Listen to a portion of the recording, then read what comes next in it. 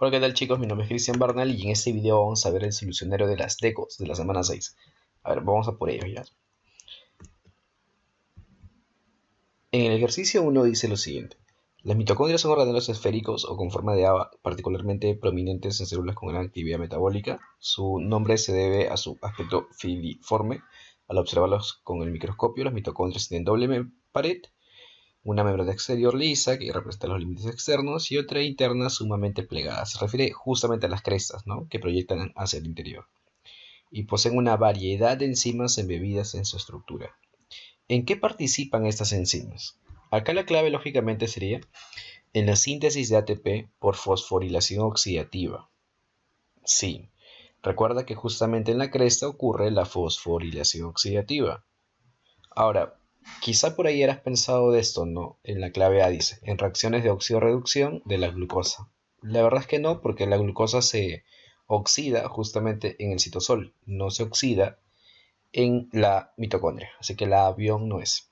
La B, ¿por qué no es? En el transporte de electrones provenientes del agua. No, pues esto de acá se refiere más a fase luminosa, porque acá los electrones no provienen del agua, sino más bien provienen de la glucosa, así que la B tampoco es.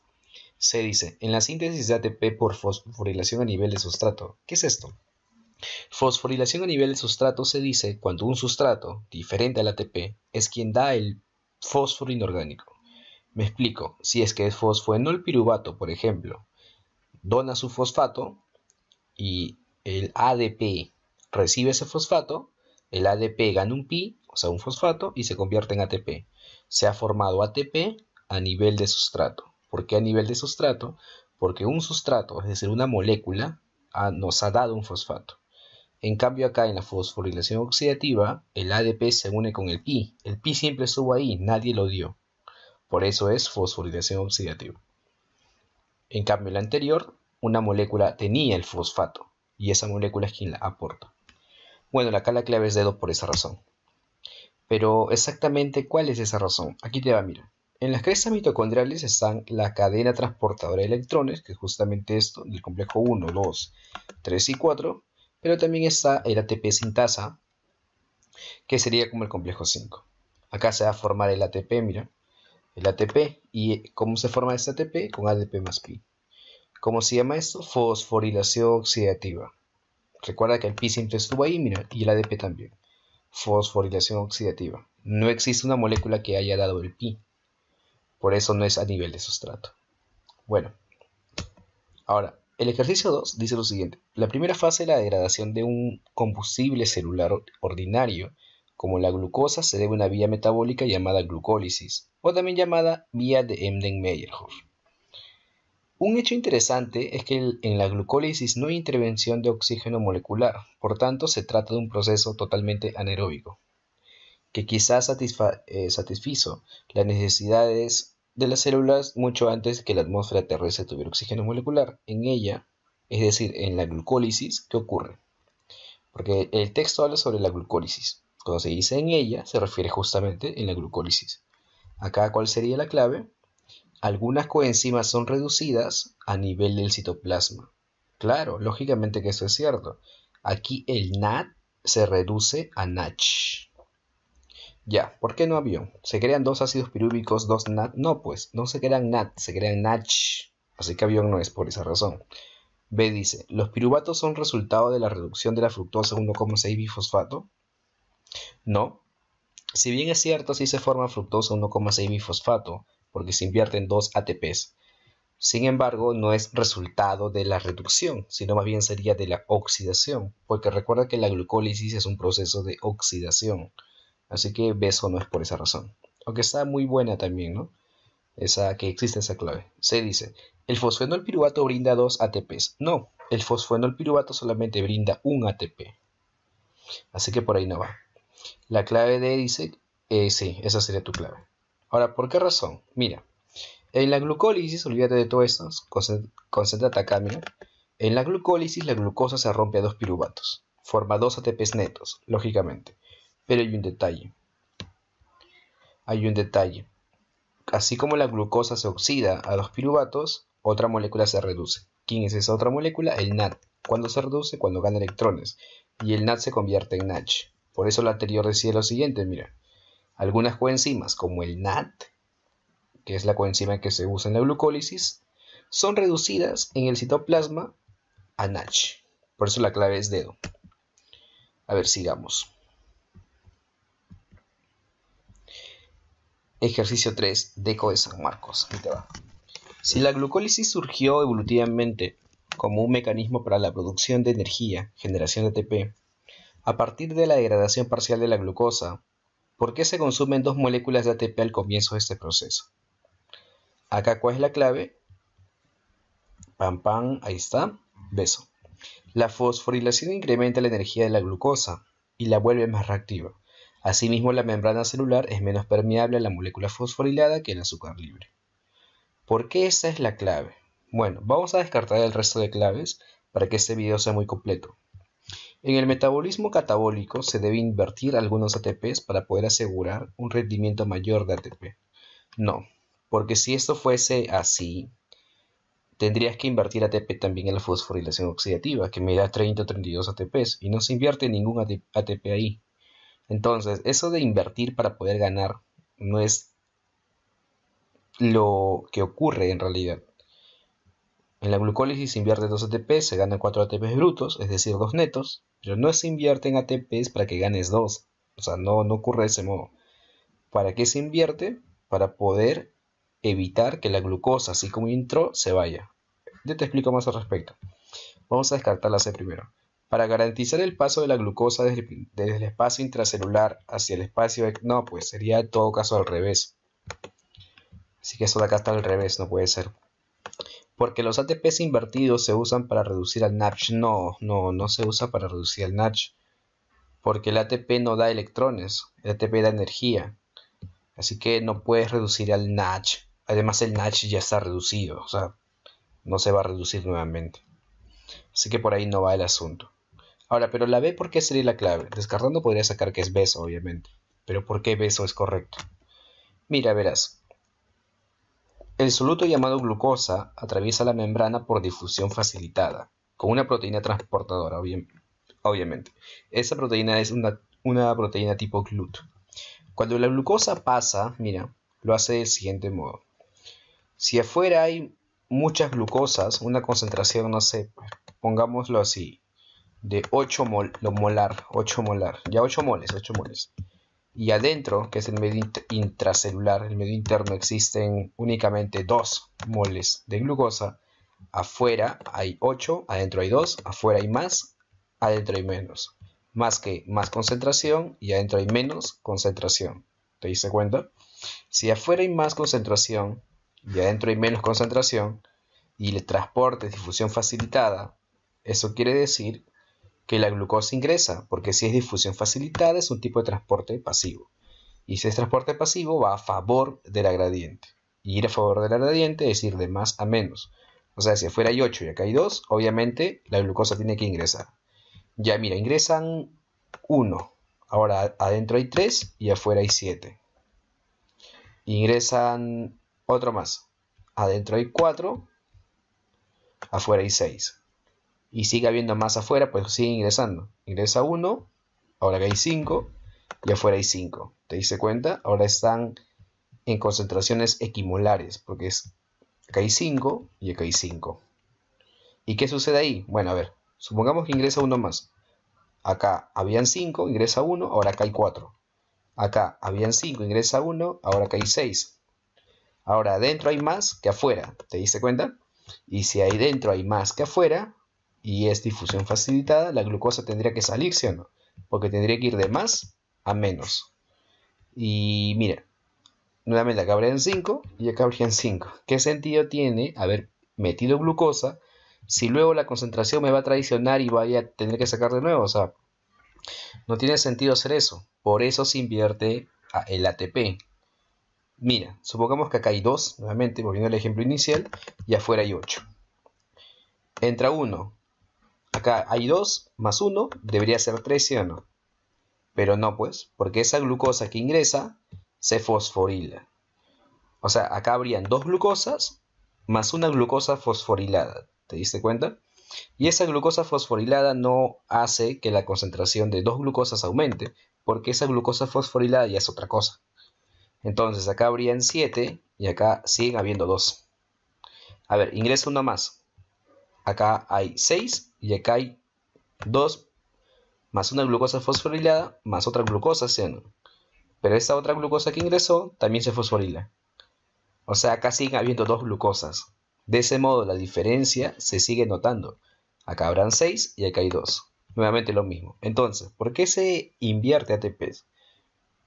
Fácil, para mantener la diferencia de gradiente. Para mantener la diferencia de gradiente y evitar que de ese modo la glucosa, así como ingresó, salga. Por eso la clave acá dice que se invierte para volver a la glucosa más reactiva y evitar que se vaya. La clave es eso, por esa razón. Y acá te expliqué con un ejemplo muy chévere, espero, cómo es que se debe entender eso de gradiente. Vayamos al ejercicio 4, un poco más rápido tal vez. Glucólisis significa rompimiento de degradación de glucosa. Ya está, literal significa eso. Es un proceso que consta de una serie aproximadamente de 9 reacciones, ya, en realidad son 10, mediante las cuales la glucosa se degrada poco a poco a dos moléculas de un compuesto más simple, el ácido pirúvico o si quieres piruvato. Sin embargo, en ella no ocurre. Se refiere a que la glucosis no ocurre lo siguiente. En ella se refiere a la glucólisis. A ver, vamos a ver. Oxidación y formación de un enlace fosfatídico de alta energía donde se reducen al NAT y el ATP. A ver, vamos a descartar. La avión dice fosforilación preliminar. Esto sí ocurre porque se invierte en dos ATPs, donde se consumen dos moléculas. Ya, eso sí es cierto. B dice rompimiento de la molécula de glucosa. Claro que se rompe. Glucólisis significa literal eso. La D que dice reordenamiento molecular para la formación de un enlace fosfatídico de alta energía, donde se genera otro ATP. Esto sí ocurre. Obviamente que sí ocurre. Ahora, cuando casa dice oxidación, ¿ocurre oxidación? Sí, la glucosa se oxida. Y formación de un enlace fosfatídico de alta energía, sí, porque se van a formar ATPs, mira, a nivel de sustrato. ¿Cuántos? 4. Ahora mira, cuando se forma un enlace fosfatídico de alta energía, ¿se produce NAT y ATP? No. ¿Por qué no? Porque en todo caso sería NACH, no NAT. ¿Te diste cuenta? Por eso la clave de casa está mal. Porque debería decir NACH, no NAT. Porque el NAT es un insumo, no es el producto en sí. Por eso la 4 estaba ahí. Está chévere, te diré. Pero el truco de la deco estaba acá. A ver, sigamos. Y acá está, mira. En la glucólisis se invierten dos ATPs. Un ATP acá, otro ATP acá. Y luego se obtienen dos ATPs aquí y dos ATPs aquí. En total 4, lógicamente. Pero no solamente eso. También se obtienen, mira, dos NACH. Se obtienen dos NACH. Se usan dos NAT, pero se obtienen dos NACH. Por eso la anterior es falsa, pues, porque no se produce esto, sino más bien se produce NACH. A ver, el ejercicio 5 dice así. Por cada molécula de ácido pirúvico que ingresa en el ciclo se desprenden 3 moléculas de CO2. ¿Ya? Las coenzimas reducidas que se generan dentro del ciclo, junto con el ATP, bla bla bla, bla bla bla. A ver, vayamos a lo que importa. Dice, mira, formando durante la transformación de succinil-CoA darán por resultado la producción de neta de 36 moléculas de ATP. 36 moléculas de ATP por cada glucosa que ingrese. Ahí está, mira. Ahora, ¿cuándo se forman 36 moléculas de ATP? Cuando se usa la lanzadera glicerol 3-fosfato. Fin. Si tuviesen dicho 38 ATPs, tú marcarías casa, porque sería lanzadera malatoaspartato. Tenemos un video sobre que explica la diferencia que radica entre usar una lanzadera y la otra en los videos de la semana 6. Así que por ahí date una vuelta si no lo has visto, y si lo has visto y no lo entendiste, nuevamente que lo veas no te hará daño. Ahí está. Entonces la clave acá sería dedo. A ver. Acá dice avión. ¿Se usa los NACH? No, pues no se usan los NACH citosólicos, porque justamente la lanzadera hace que el electrón del NACH pueda atravesar la membrana de la mitocondria. O sea, no, eso no es cierto. B no es cierto. A no es cierto. Según, no, pues esto de acá no es totalmente cierto, no se usan equivalentes reductores diferentes, nada que ver. No, ya, la clave es dedo de cajón. 6.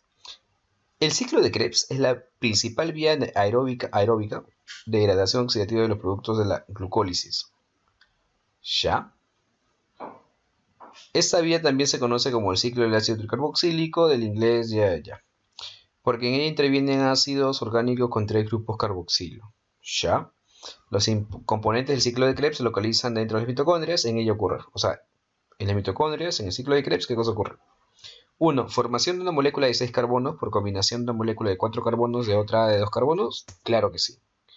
Claro que sí. El oxalacetato se une al acetilcoenzima A y formarán el citrato. Fin.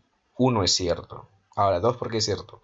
Formación de equivalentes reductores. Claro. ¿Cuáles son los equivalentes reductores? El FACH y el NACH. ¿Se forman? Claro que sí. 3 FACH, perdón, 3 NACH y un FACH. Por vuelta, recuerda. 3 dice.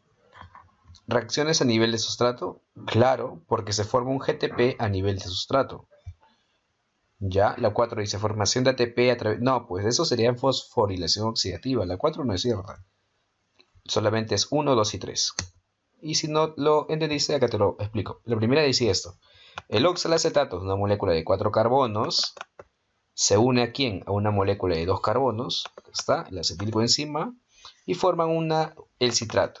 Mira, acá también forman NACH, FACH, otro NACH y otro NACH.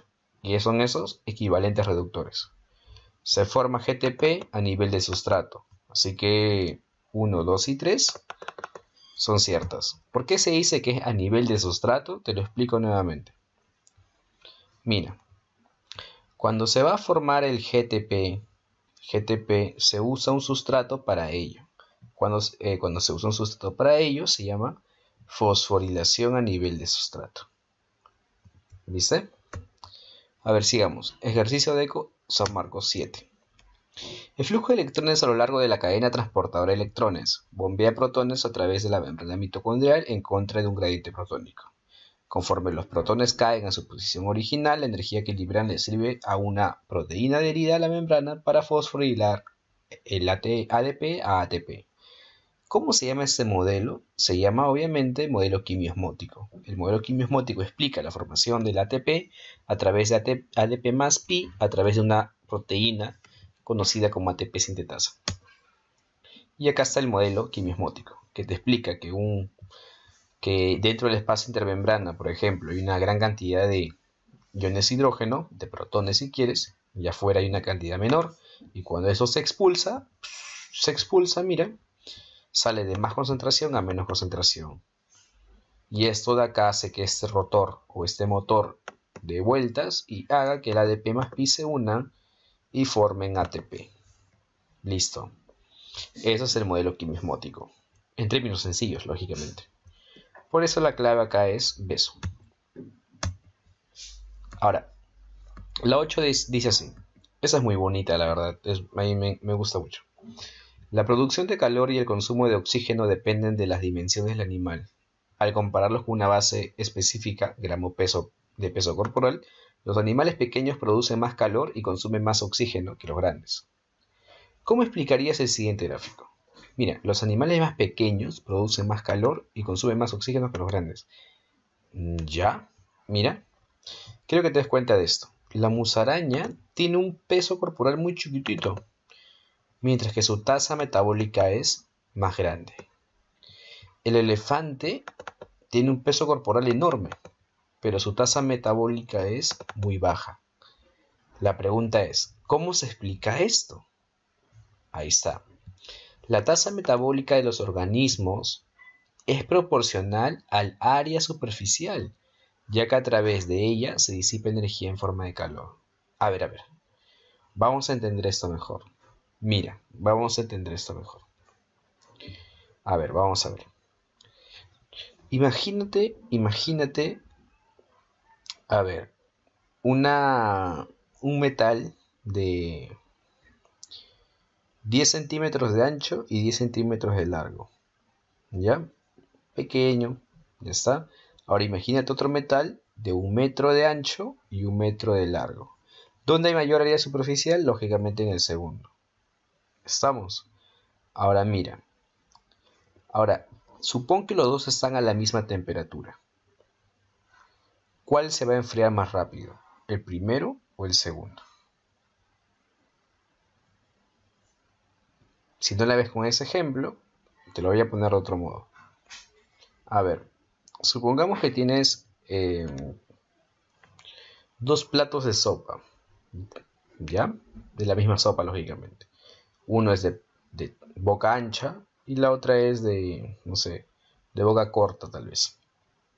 Uno más ancho que la otra. ¿Dónde se enfría más rápido todo?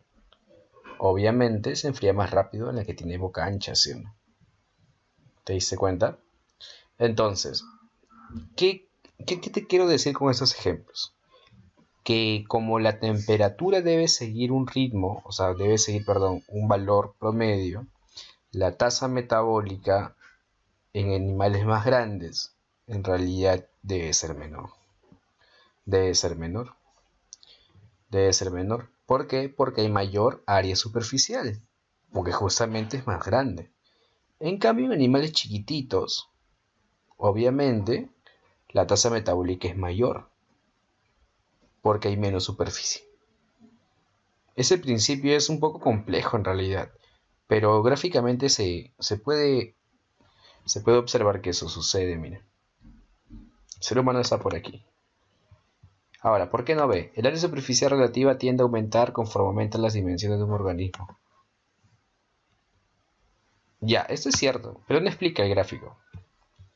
Los animales pequeños tienen que compensar su pérdida de calor, relativamente alta con una tasa metabólica baja. No, pues porque los animales pequeños no tienen una tasa metabólica baja. Mira, animales pequeños como esta araña tienen tasas metabólicas altas. D dice, una mayor proporción de tejido de sostén cuyo metabolismo es bajo en los organismos menos voluminosos. No, porque los menos voluminosos, su metabolismo es alto, miren. Su tasa metabólica es alta. Así que C o D no, porque contradicen el gráfico. Y B no es lo que te preguntan y A es la que es en realidad. No es A tan fácil, es una muy buena deco, debo decirlo. Y bueno, la clave es la 9. En la ataxia de Friedrich, la proteína llamada frataxina, creo que hay un gráfico aquí de frataxina. Ah, no, no está.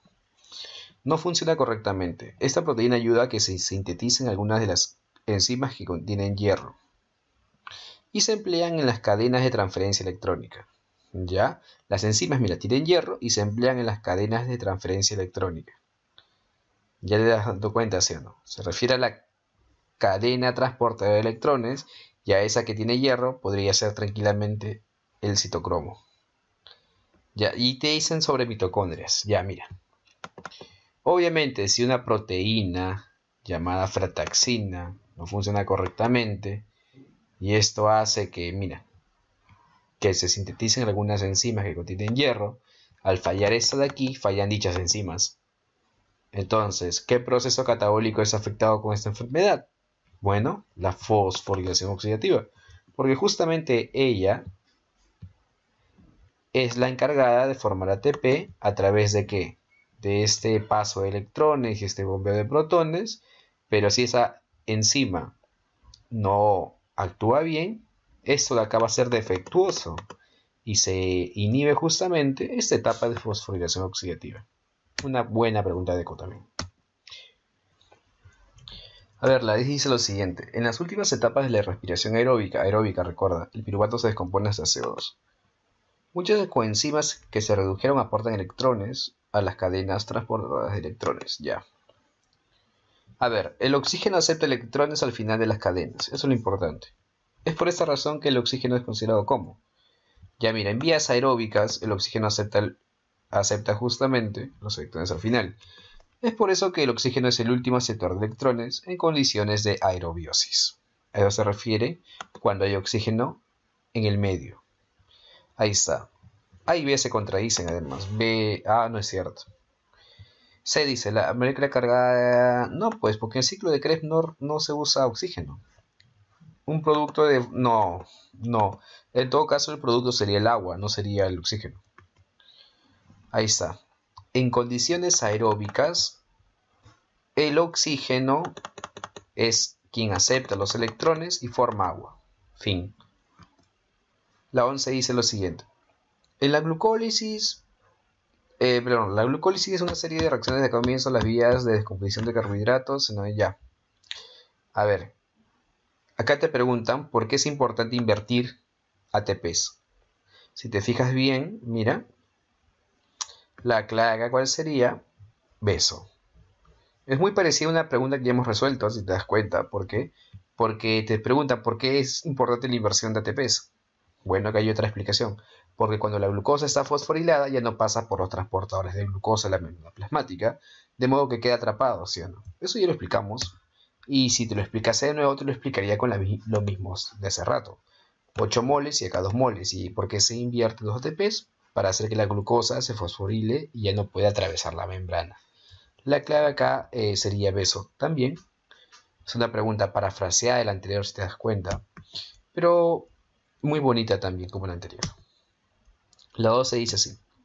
En condiciones anaeróbicas, ojo, anaeróbicas, la degradación del producto final de la glucólisis, ácido pirúvico o piruvato, produce lactato o etanol, ya. ¿En qué se diferencian la fermentación láctica y la alcohólica? Una buena pregunta, en realidad. La clave, ¿cuál sería? La molécula que se reduce en la fermentación láctica es el piruvato. Claro que sí, porque en la fermentación alcohólica la que se reduce es el acetaldehído. Ya cerrado, la clave C. Y mira, acá te doy la explicación. En la fermentación láctica, mira, el piruvato, acá está, se reduce a lactato, mientras que el NADH se oxida a NAD. En cambio acá, mira, en la fermentación alcohólica, el acetaldehído es quien se reduce a etanol. Entonces la diferencia radica ahí, pues. Sigamos. Ejercicio número 13. Esa es muy buena pregunta. Las fibras musculares que se contraen lentamente tienen muchas mitocondrias y producen ATP por respiración aeróbica. Ya miran. Las que se contraen lentamente tienen mucho ATP y producen mucho ATP y mucha mitocondria. Y tienen abundancia de hemoglobina. Ya, por otro lado, otra idea. Las fibras musculares de contracción rápida, mira, recuerda esto, tienen pocas mitocondrias, carecen de mioglobina y son pálidas. Ya, y se usa ATP de la fermentación. Fin, eso es lo importante. Primer caso, músculos que se contraen lentamente, un montón de mitocondrias y ATP. Fin. Segundo caso, acá, músculos de contracción rápida, poco ATP porque hay pocas mitocondrias. Fin. Ya ver, este es el motivo por el cual los pollos no pueden volar lejos, mientras que un albatro, perdón, que es como que un ave que vuela grandes distancias en el océano, es un ave también, durante meses. Ya, en base a lo explicado en el párrafo, explique las diferencias entre estas dos aves. Los músculos para el vuelo del pollo son principales fibras de contracción rápida. Cuando dicen fibras de contracción rápida, ¿es en el primer caso o en el segundo caso? En el segundo caso. Sí, acá las fibras son de contracción rápida, tienen pocas mitocondrias. Y por eso no pueden volar, pues. ¿Por qué? Porque no pueden soportar grandes actividades, solamente actividades cortas. Y la de los albatros de contracción lenta, claro, porque si es de contracción lenta, pueden hacer actividades prolongadas. Y acá se están diciendo que tienen que volar meses y meses. Entonces, la respuesta a la diferencia es justamente esa, que el pollo no puede hacerlo porque básicamente tiene fibras de contracción rápida. Y las de albatros, contracción lenta. Por eso sí puede hacer ese gran viaje, pues, ¿no? ¿Por qué no beso a todo esto? Los músculos de albatros son principalmente... No, pues si fuesen de contracción rápida las del albatros, no podrían volar como lo hacen. Está al revés. Se dice, ¿los tejidos que conforman los músculos de pollo tienen mayor contenido de mitocondrias? No, porque justamente los pollos tienen de contracción rápida y hay poquita mitocondria. Acá lo dice en el texto. D dice, en el músculo para el vuelo de albatros se fabrican ATPs con rapidez, pero no de manera prolongada. No, pues, porque el albatros tiene lento. Sí se produce con rapidez ATP y es de manera prolongada, mira. Así que B, C o D no tienen nada que ver. Es más, contradicen al texto. A, en cambio, sí es la explicación. A ver, veamos otro. La 14. Esta de acá también está chévere, de verdad. Está muy bonita. De hecho, puede que te hayas confundido en esta y estaría bien porque no está fácil. La 14 dice así. Una molécula de grasa contiene una cabeza de glicerol, una y dos, tres colas de ácido graso ya. El cuerpo almacena la mayoría. Vamos al grano, ¿te parece? Porque se está haciendo muy largo este video, así que vamos al grano. A ver, casi todas las células del cuerpo pueden captarlos ya. ¿Cuántos ATP se formarán en la etapa de fosforilación oxidativa si un acetilcoenzima ingresa al ciclo de Krebs? Ya, te están diciendo, mire, si un acetilcoenzima ingresa al ciclo de Krebs, ¿cuántos ATP se forman en la fosforilación oxidativa? Veamos. Mira, si un acetil, que es el de acá, ingresa al ciclo de Krebs, que es este ciclo de aquí, ¿qué te forma? Te forma un NACH. ¿Dónde está el otro NACH? Acá hay otro NACH y otro NACH. 3 NACH, ¿correcto? ¿Qué más te forma? Un FACH.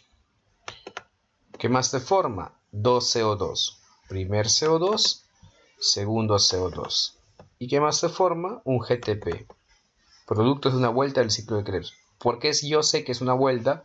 Porque la pregunta dice si ingresa un acetilcoenzima, o sea, una vuelta. Ya. Eso es en el ciclo de Krebs. En el ciclo de Krebs se forma eso. Pero la pregunta es clara. La pregunta dice, ¿cuántos ATP se formarán en la etapa de fosforilación oxidativa? O sea, no en Krebs, sino en fosforilación oxidativa. Entonces, ¿cuántas deben ser? 11, pues. Porque mira, en Krebs han formado 3 NACH. Y cada NACH equivale a 3 ATPs. 3 por 3 van 9. Y se ha formado un FACH. Y 9 más 2, 11. Por eso la clave, ¿cuál es? 11 ATPs. Porque esos NACH, que son 3, y ese FACH, que es 1, en la fosforilación oxidativa, que es en la cresta, se van a formar 11 ATPs con esos. ¿Y por qué no cuento el GTP formado? Porque ese GTP, que luego se convierte en ATP, obviamente, no se formó en la fosforilación oxidativa. Ese se formó en Krebs. Por eso no puede ser casa. ¿Y por qué no puede ser dedo si hablaba de Krebs? Porque no te preguntan sobre qué se forma en Krebs. Te preguntan qué se forma en la última etapa, que es la fosforilación oxidativa. Y como ya el NACH se forma adentro, no hace falta que ingrese, no se usa sistema de lanzadera. Eso se usa con el NACH del citosol de la glucólisis. Así que no tiene nada que ver. Si no entendiste por qué no es avión, te invito a ver nuevamente el video de lanzaderas. Bueno, sigamos. Ejercicio número 15. Mira, en las eucariotas al menos 83 proteínas están involucradas de manera directa en la cadena transportadora de electrones. Ya está. Ya está.